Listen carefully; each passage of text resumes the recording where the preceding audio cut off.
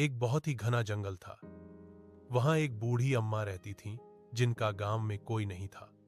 उन्होंने सोचा कि वह अपनी बाकी की जिंदगी शांति से जंगल में बिताएंगी। जंगल में उनकी मुलाकात एक चतुर और दयालु बंदर से हुई। बंदर अकेला था और अम्मा को भी साथ की जरूरत थी, इसलिए दोनों गहरे दोस्त बन गए। अम्मा और बंदर ने मिलकर एक छोटी सी झोपड़ी बनाने का फैसला किया। बंदर ऊंचे पेड़ों से मजबूत लकड़ियां और ताड़ के पत्ते तोड़कर लाता और अम्मा अपनी पुरानी कला से उन्हें आपस में बुनती। कुछ ही दिनों में उनकी सुंदर सी झोपड़ी तैयार हो गई। अम्मा वहां सब्जियां उगाती और बंदर उनके लिए मीठे फल लाता।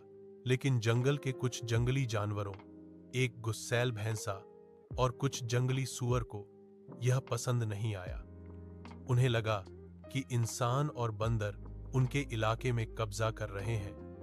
एक रात जब अम्मा और बंदर सो रहे थे, उन जानवरों ने मिलकर झोपड़ी पर हमला कर दिया और उसे पूरी तरह तोड़ दिया। सुबह जब अम्मा जागी तो अपनी मेहनत को बर्बाद देखकर उनकी आंखों में आंसू आ गए।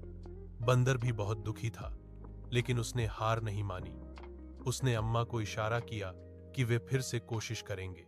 इस बार बंदर ने जंगल के अपने दूसरे दोस्तों, पक्षियों और छोटे खरगोशों को भी बुलाया। सबने मिलकर पहले से भी ज्यादा मजबूत झोपड़ी बनाई। बंदर ने झोपड़ी के चारों ओर कंटीली झाड़ियां लगा दी और ऊंचे पेड़ों पर पत्थर जमा कर लिए। जब अगली रात वे जंगली जानवर फिर से घर तोड़ने आए, तो बंदर और उसके दोस्तों ने उन पर पत्थरों और सूखी मिर्च के पाउडर से हमला कर दिया। जंगली जानवर डरकर वहां से भाग गए और फिर कभी वापस नहीं आए। अम्मा और बंदर अब उस जंगल में चैन से रहने लगे। इस कहानी से हमें यह सीख मिलती है कि कठिन समय में ही